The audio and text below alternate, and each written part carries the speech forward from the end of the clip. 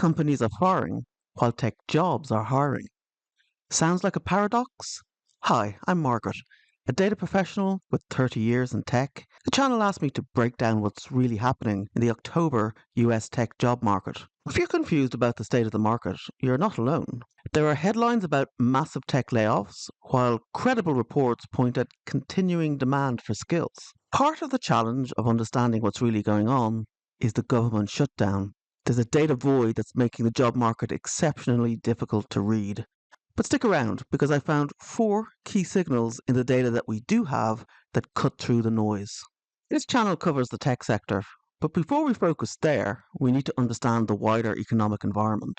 Yes, it is cooling significantly. Let's look at the 24th October job postings index from Indeed. Their postings are at the lowest level since early February 2021, and just from mid-August, it's down 3.5%. Now that's across the board, not just tech. And before you say to me, Margaret, why are you using the Indeed website? Well, with the government shutdown, we've got to look somewhere. I'm joined on Indeed.com by no less than the Federal Reserve Governor, Lisa Cook. Due to the government shutdown, it is a challenging time to give an outlook speech. Federal statistical agencies, including the Bureau of Labor Statistics, the Census Bureau, and the Bureau of Economic Analysis, have not produced many of the data I regularly use in assessing the economy.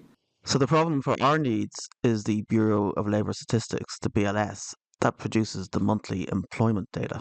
Still not believing me that the Federal Reserve Board uses Indeed.com? We also use a lot of alternative data from Indeed. As I said, got to use what's available. So let's just say there is an overall market weakness, and now let's turn our eyes to tech. Before we unravel the tech puzzle, let's just acknowledge the tech sector's slowdown.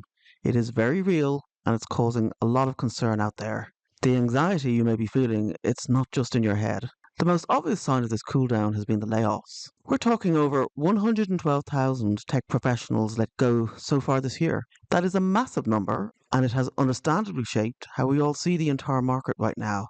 And look at this trend line. There were these huge peaks in the first half of the year. In April, there were over 24,000 layoffs. Now, thankfully, those numbers have come way down in the last couple of months, but the ripple effect from those earlier cuts is still being felt all across the industry. Here's the big contradiction, or the great tech paradox. Tech companies are reducing their headcount, but the number of tech jobs across the entire economy is growing. And I think there's a lot of negative experiences out there from people struggling to quickly find work after layoffs. It may be hard to believe that the number is up, but that is what the data says. Let's look at CompTIA. Their monthly report for August showed that there was a net increase of about 247,000 new workers in tech roles. But in the same period, companies in the tech sector reduced their staffing by a net 2,311 positions. Just to be clear, that net number isn't tech staff in the tech sector. Some are tech, but a lot of that is management and other roles.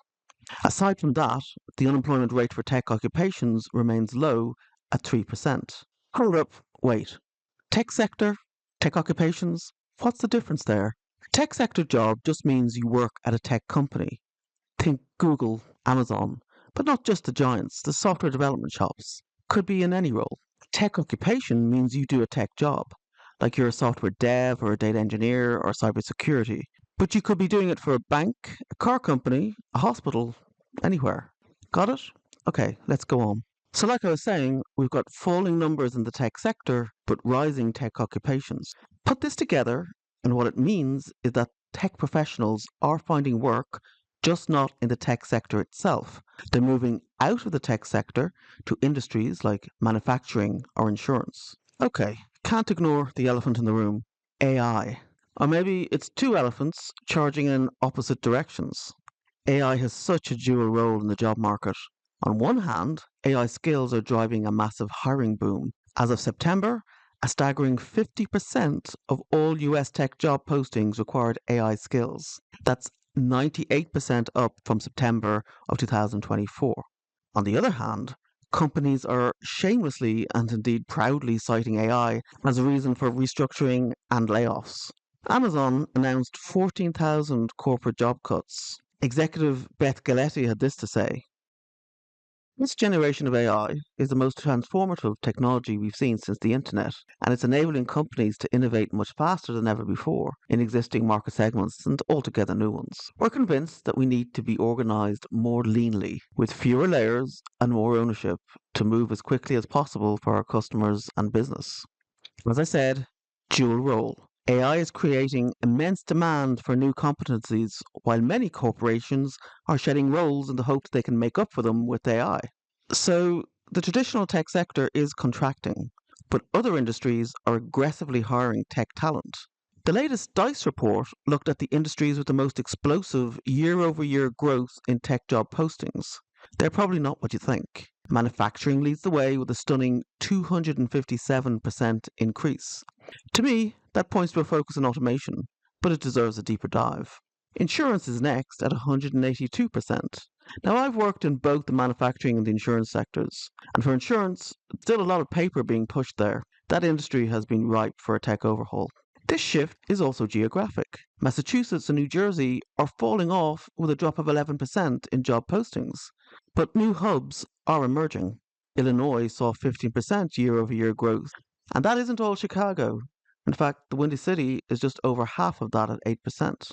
So take note, tech opportunities in the US are no longer concentrated on the coast, they are dispersing across the country. That may not be a bad thing. I don't want to sit on the fence, but I have to say that the October market is defined by transformation. I mean, if you're finding slim pickings on a job search, I agree that we're not in a boom. But nor are we in a bust. That kind of headline is misleading. The economy is cooling, which forces corporate belt tightening and the reallocation of resources across the board. So we've got this paradoxical landscape where traditional tech firms are shrinking while non tech industries are hiring tech talent at a record pace. Meanwhile, AI is both creating new roles and eliminating old ones. The result is a fundamental shift in what a tech job is and where you can find one. So, what does all this mean for you and your career? Now, I'm going to hand over to the career coach, and that's Kyle. So, Kyle, what advice have you got for tech professionals in this confusing market? Thanks, Margaret. Those numbers tell a fascinating story, but let me turn them into career strategies people can actually use. Remember that 257% growth in manufacturing tech hiring and 182% in insurance? The demand for tech skills hasn't vanished, it's shifted. Legacy industries are going through massive digital transformations, and they're snapping up tech talent to make it happen. They need generalists, but there's huge demand for people who can build mature, scalable operations. Think data pipelines, system monitoring, application security, the unsexy stuff that keeps companies running. I'll dive deep into strategies for navigating this new landscape in upcoming videos, so hit subscribe if you want the full playbook. But here are two quick wins. First, expand your search radius. Look beyond big tech and software consultancies. Manufacturing, insurance, healthcare, they're hiring. Second, if you're upskilling, don't just chase AI. Companies desperately need security and infrastructure expertise. The old classics are back in demand. Before we finish up, you may have noticed that this is a new channel. The hosts will often be me as a tech career coach and Laura, whose focus is on work psychology. In this uncertain career landscape, we want to help you navigate through the ups and downs at work while keeping a healthy work-life balance. We'll have regular guest slots from people who are actively working in tech, like Margaret. Like and subscribe to get our next videos, and drop a comment if you have particular requests.